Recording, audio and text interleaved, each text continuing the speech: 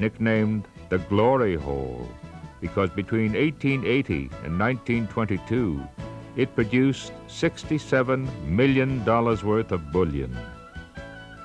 A fellow named John Treadwell bought the claim from a sourdough called French Pete. Some say he paid $400 for the claim. Others insist it was only $5.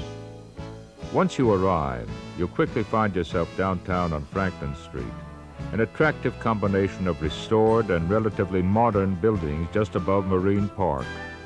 Stop in any shop along here and pick up a free walking guide to downtown Juneau.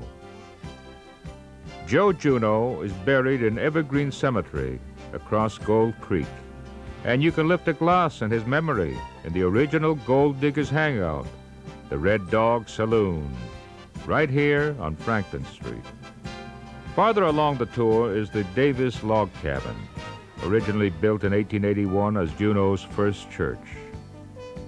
Now it houses the Juneau Visitors Bureau, where you can get literature and recommendations on local activities. Next is the St. Nicholas Russian Orthodox Church, an unusual octagonal structure built in 1894. Inside, you can see beautiful icons, vestments, and other furnishings brought from Russia in the 19th century. Nearby, the Alaska State Museum has an outstanding collection of Indian and Eskimo artifacts and art. Glaciers are rivers of ice, snow, rock, sediment, and organic debris that move under the force of gravity. People who study them say that Alaska's glaciers have been advancing and pulling back for 12.5 million years. Just 13 miles outside of Juneau is one of the most accessible, the magnificent Mendenhall Glacier, one of the few on the globe you can reach by road. The glacier ends in a wall of ice 200 feet high and currently is receding at the rate of 90 feet per year. The best sightseeing is a helicopter flight over the Mendenhall Glacier and the awesome Juneau ice field. And they'll even land and let you walk around on top. The forward movement of the glaciers makes it impossible to build a road from Juneau to the Alaska River Valley. So you'll find the road only goes a few miles either way out of town. And that's why everything and everyone has to arrive and depart by air or by sea. If you've never been on a raft trip, the Mendenhall River is a good place to start. Almost anyone can take the 5-mile trip and enjoy the beautiful scenery. One of the most beautiful spots near Juneau is the Shrine of St. Therese. Here, in the serenity of the shrine, you can reflect on your own place in this beautiful world. Juneau also has some great fishing. Charter boats will take you to their favorite spots for king, coho, and pink salmon, dolly varden, and giant halibut. The best fishing is in early to mid-August and runs through early September. And whether you catch your limit or not, you can enjoy fantastic grilled salmon and a lot of entertainment any evening at the Gold Creek Salmon Bake. When you leave Juneau by sea, your ship has two options on the way north, Glacier Bay and the Lynn Canal, and each is outstanding in its own way. Many cruise passengers consider Glacier Bay National Park to be the highlight of their Alaska experience. Here, 16 of the icy rivers spill into the bay, an absolutely awesome sight. You see entire sections of ancient ice drop into the mirror surface of the bay, and you hear the white thunder. And those on the water, in small boats or kayaks, hear the phenomenon known as ice sizzle, a champagne popping that comes when thousands of air bubbles are released from the densely compacted ice. Your cruise ship will send a tender to collect samples of 10,000-year-old ice to cool your cocktails and to keep the salmon and king crab legs fresh. Humpback and killer whales break the bay surface to show off for the visitors. and harbor seals pop their brown heads up from the icy water. Park rangers tell of strange glacier creatures, ice worms and ice fleas that live on algae and lichen. And some visitors think they're hearing an Alaska-sized put-on, but others claim they really do exist. Well, I'll leave that up to you. No roads find the way to Glacier Bay. The park is not served by marine highway ferries. Visitors can reach the small community of Gustavus by scheduled Alaska airline flights or by small plane or boat charters. If your ship takes the other route north, you'll cruise the beautiful Lynn Canal. Along the way, you'll see many of the things that make Alaska special: eagles, sea lions, waterfalls, glaciers, magnificent mountains.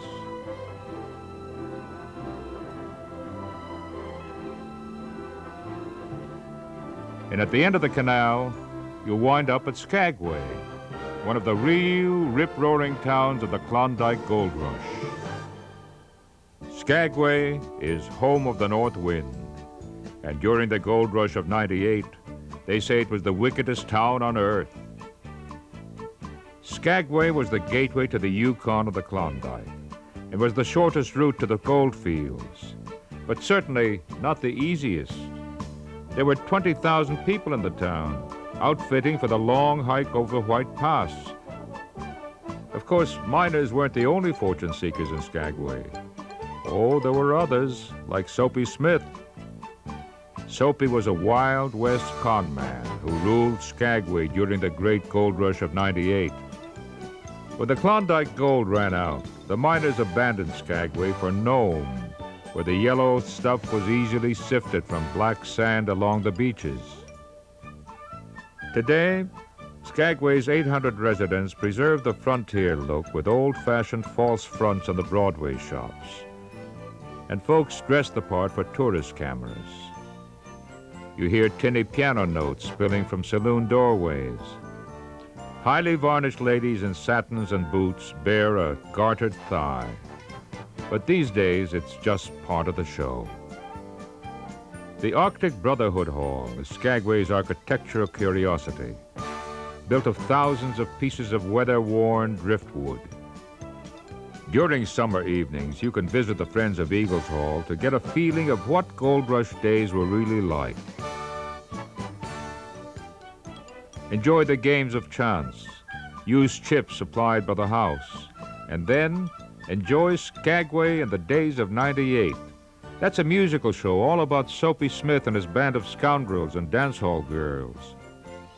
When you leave Skagway, you can retrace your path down the Lynn Canal or take an escorted tour the opposite direction, following the trail of the gold rush. Skagway is one of the few southeastern Alaska towns that has a land connection to the rest of the state. As you can see, southeast Alaska is a land of contrasts: totem poles and Russian churches, glaciers and gold rush ruins, mighty mountains, modern-day can-can girls. Now, what could the rest of Alaska have to offer that you couldn't find here? Well, you may be surprised at how much more there is to see and do.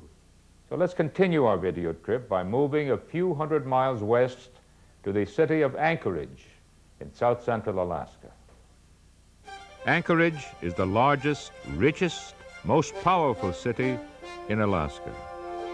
It's 3 hours flying time from Seattle, and its airport is a busy place as a fueling stop on international polar flights.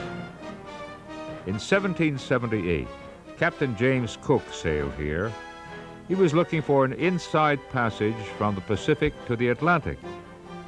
He didn't find it, but where he reversed his course, it's called Turn Again Arm.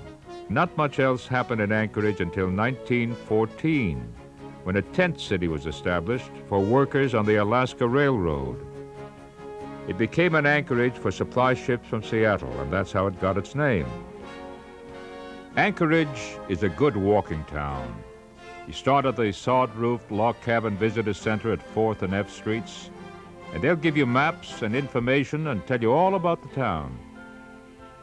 Around town, you see the peaks of the Chugach Mountains to the east and an awesome view of Mount McKinley to the north.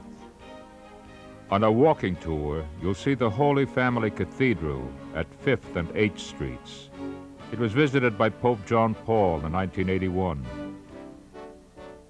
Elderberry Park is where you watch for whales and seabirds. And you can see the Oscar Anderson House, a 2-story frame home from 1919. It's dressed with furnishings of the time and open to the public. There's also the famous Boar Tide, a rushing tide peculiar to Cook Inlet. On Good Friday in 1964, Anchorage shook like a wet sled dog from an earthquake measuring 8.7 on the Richter scale, the strongest ever recorded in North America. 2,000 homes and businesses were destroyed. Earthquake Park at the west end of Northern Lights Boulevard is an unusual display covering 132 acres of what was a posh residential area. If you're interested in native arts and crafts, the Historical and Fine Arts Museum is certainly for you. It's stuffed with traditional native costumes, tools, weapons.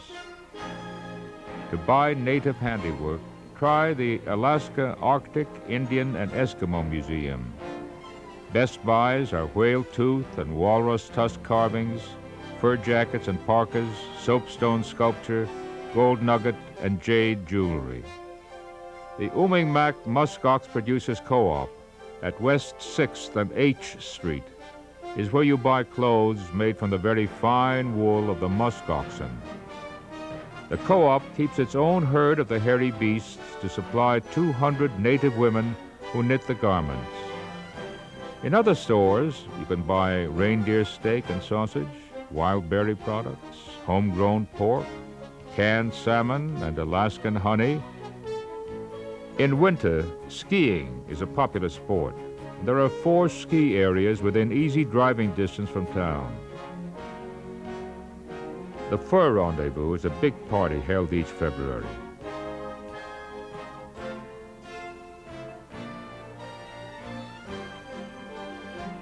They call it Fur Rendezvous for short. And the World Sled Dog Championships are just part of the celebration.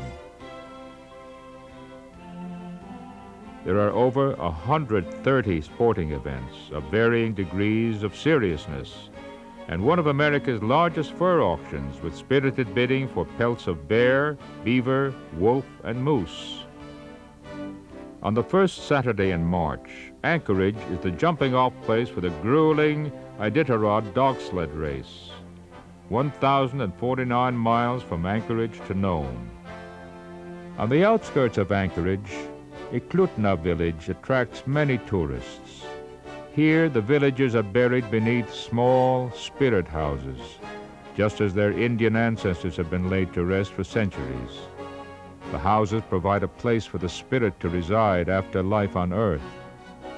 Each house has a Russian cross, reflecting the Russian Orthodox influence on the Athabascan Indians. About an hour's drive from Anchorage, in Palmer, history is preserved at the Alaska Historical and Transportation Museum. And here you can see and touch everything from airplanes to a locomotive.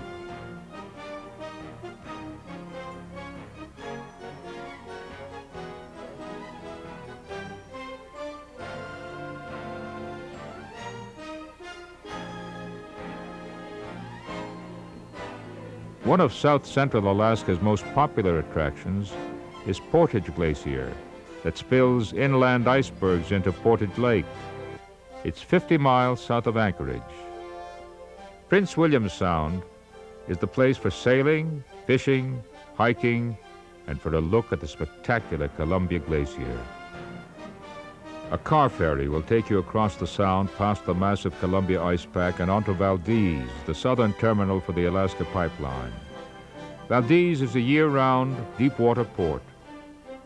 The cruise by Columbia's icy cliff, rising 260 feet above sea level, is the grand event. You're sure to see and hear white thunder. This frozen river is flowing seaward at about 6 feet a day. You make special arrangements through Columbia Glacier Cruises at 547 West 4th Street in Anchorage. If you press on south to the Kenai Peninsula, you'll be in what Anchorage people call their backyard.